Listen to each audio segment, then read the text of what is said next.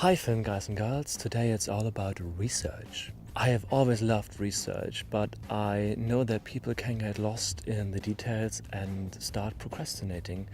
So today I'm going to tell you more how to do good research using Google, interviews with experts and libraries. These are my tips for great research.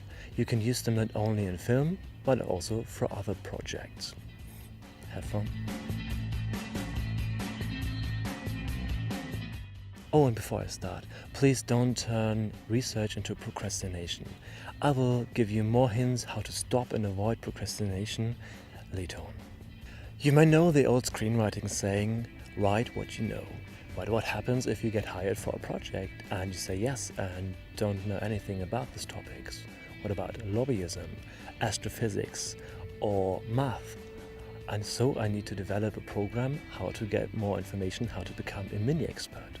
And if you try writing from your own perspective, it will feel fake and the audience will know this. You will feel this too, and we feel bad when writing this. If you just start writing, things will feel fake for you and for the audience. You might, use cliches, rehash things you've seen on TV or else.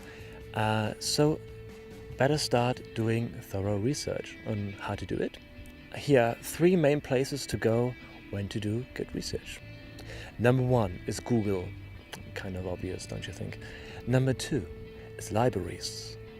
And number 3 is experts. And I mean real experts and real life interviews with real life people. This is very, very good. This is the last step. So first I use Google to get a broad overview concerning the topic. And a quick side note, sometimes even then you start to get to know and read about experts. Write them and ask for an interview early on, because some of them are really, really busy and it might take some time you don't have to get them to sit down with you and do an interview. So write them first, and then you have a lot of time to do some further research, develop a guideline for an interview with them. Number 1, Google. This is quick and easy.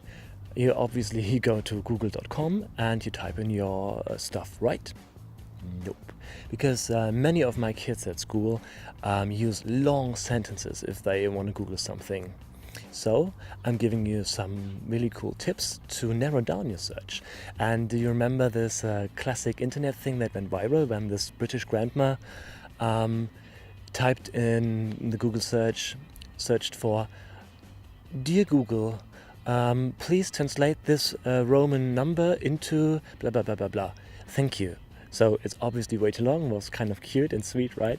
But there are easier ways to Google stuff. And here are a few tips from Time magazine. I'll put the link to the article below in the description. Use quotes to search for an exact phrase. Use an asterisk within quotes to specify certain unknown words. Use the minus sign to eliminate unwanted words. Search websites with keywords. Search news archives going back to the mid-1880s.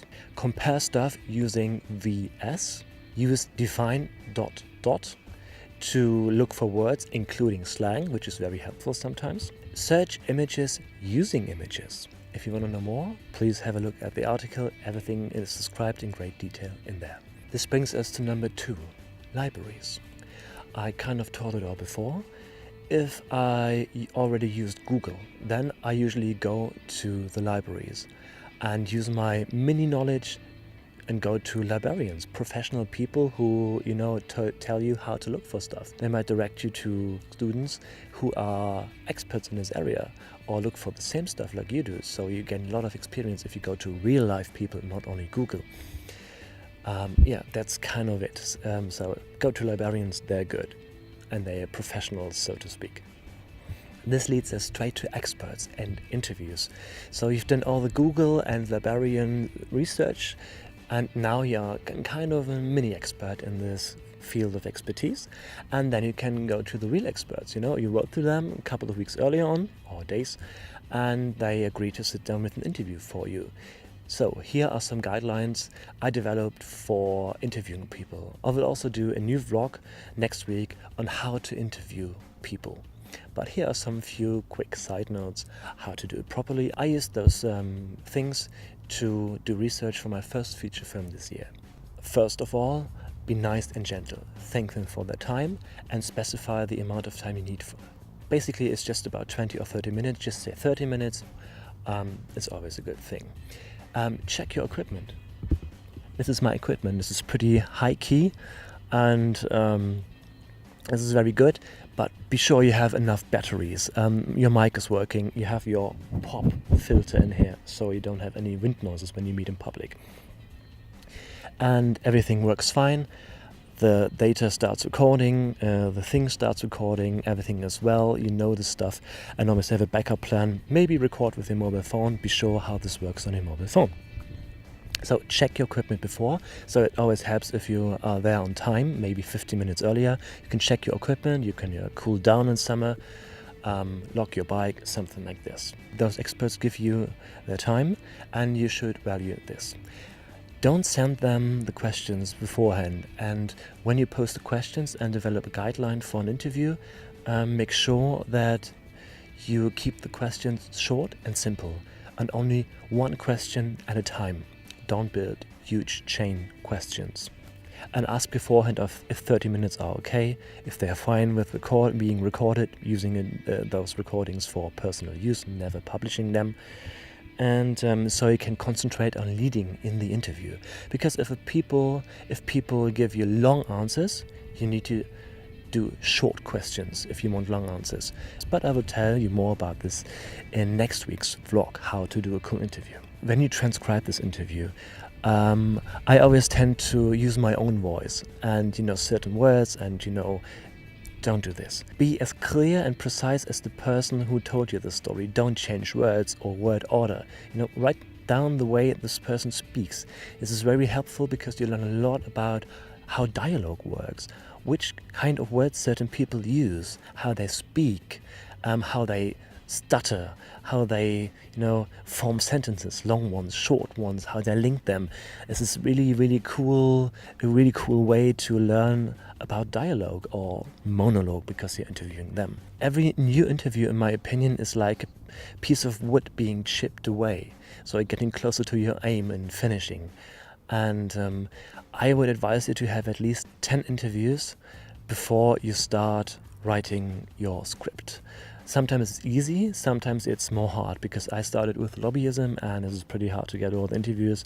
I'm up to 8 or 9 now, so mission accomplished. Go for 10 interviews and set a clear, definable goal.